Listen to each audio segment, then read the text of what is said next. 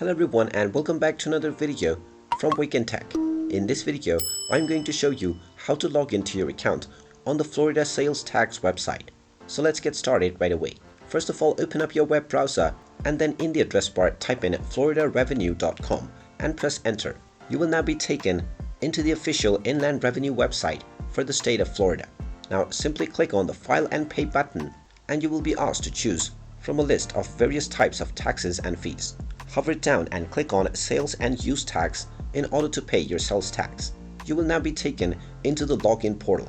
First of all, enter your user ID that you created while signing up to your account. After entering your user ID, follow along with your password that you set up and then click on the login button. You can also use your certificate number as well as your business partner number within the provided box. Just type in any of these two credentials and then click on the appropriate login button and you will immediately be logged in to your account on the Florida Sales Revenue Tax.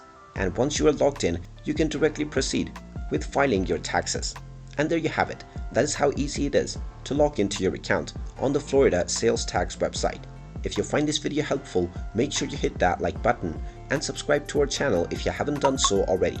Also ring that notification bell to never miss another update from us. Thank you for watching and I will see you again in the next video.